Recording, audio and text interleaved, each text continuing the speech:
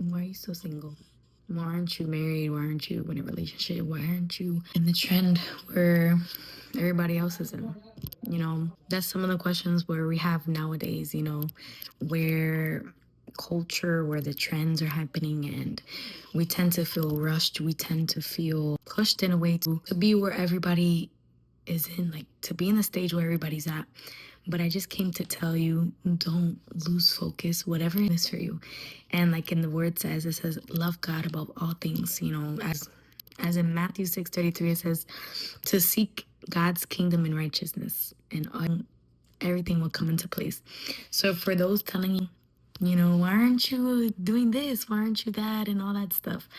Many times we find ourselves in this situation or in this moment, whether it be about relationship, whether it be, about a certain miracle or be a certain promise. Many times we question God, God, you promised me this, God, you promised me that.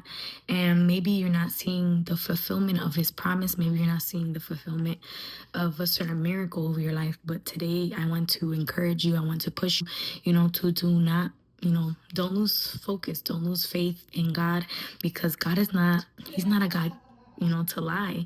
Because, us as humans, we tend to promise to God, we tend to, say things to God, and we don't, we, let's be honest, we tend to not complete what we promise him. So I tell you today, God is not like us that, we say something and we don't complete it. But God is God that whatever he says, he completes it. So whether it be a certain person in your life, a certain miracle, a certain, promise over your family, whatever it may be that you're praying over for, never stop praying, do not stop, because the enemy knows the power of prayer, the power of, that having that relationship in God, having that, faith and trust, because the enemy, he can test your faith through sickness, through your household, through many things, your finances, whatever it may be. But he's not after those material things. He's after your faith.